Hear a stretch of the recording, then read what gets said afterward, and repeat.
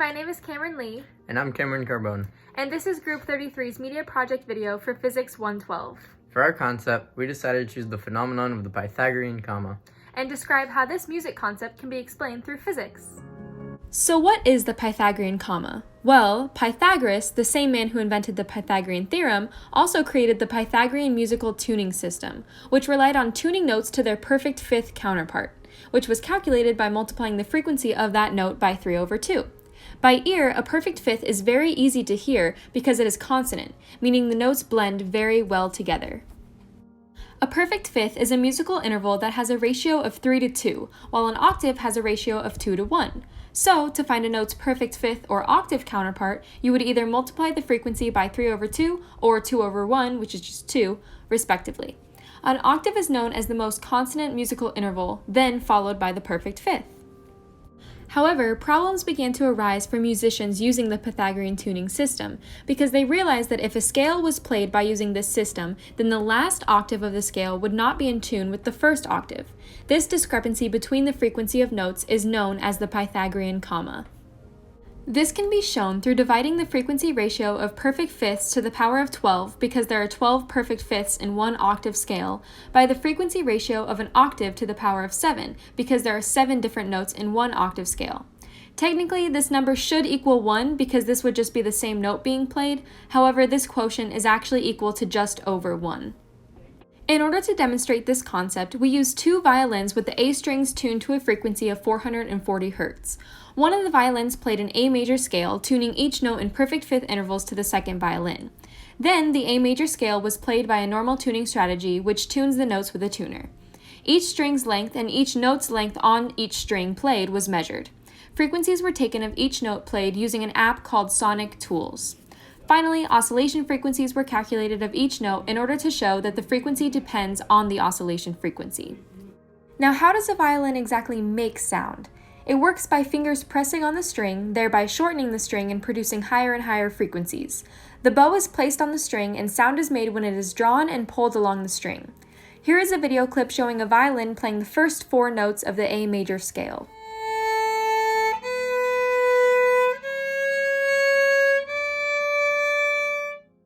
Here are the tables that outline the note, frequency, string length, and inverse string length values. The octave A should be 880 Hz, as its lower octave A had a frequency of 440 Hz, and 440 times 2 is 880. However, there was a slight discrepancy between the tuner used and the frequency detector. As you can see, the last octave A, tuned in perfect fifth intervals, has a frequency of 883 Hz, while the same last octave A, tuned normally, has a frequency of 882 Hz. Although this discrepancy is very slight of only 1 Hz, it is very audibly apparent when played with its lower octave, the A string. This should not be the case as these are both the same exact note, however this discrepancy exists and is the Pythagorean comma. Here is the audio of each violin.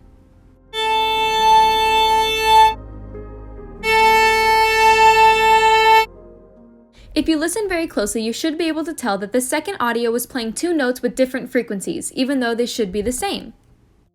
For this experiment, we can obtain the relationship between frequency and the length of the vibrating string on the violin, and we can use this equation to do that. If F1 is the known frequency of an open string, then we can rearrange the previous equation in terms of F2, which would give this equation. This F2 should be the predicted frequency. So if we use 441 Hz as our first frequency value for the A string, then we can plug in our L1 and L2 values shown in the tables to get a predicted F2 value of 956 Hz. The actual F2 value was measured to be about 882 Hz for the higher octave A that was tuned correctly. Then, using our predicted and actual values, we can calculate a 7.74% discrepancy for the A tuned correctly. Now we can plug in the values for the A tuned in perfect fifths into that same equation. The predicted frequency was 963 Hz, when the actual frequency is 883 Hz. These values give a higher discrepancy of 8.31% for the A tuned in perfect fifths. So as you can see, the percent discrepancy for the A tuned correctly is less than the percent discrepancy for the A tuned in perfect fifths. This simple comparison of the two discrepancies further outlines the presence of the Pythagorean comma. Now, as you can see, both graphs have rather nice lines of best fit through the points.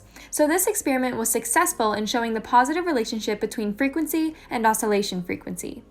However, you can also see that on the graph on the right, the line of best fit has less deviation from its points than on the graph on the left, which further proves that tuning by the Pythagorean musical tuning system is not reliable because its relationship is not as linear.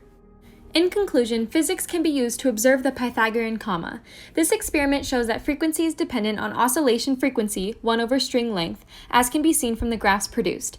However, it can also be seen that the graph of the scale tuned normally is more linear than the scale tuned in the perfect fifth intervals.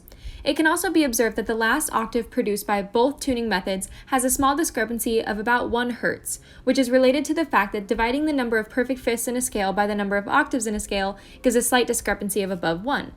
These conclusions observed by the aforementioned physics methods allow for us to determine that the Pythagorean musical tuning system is not a very reliable method of tuning due to the Pythagorean comma.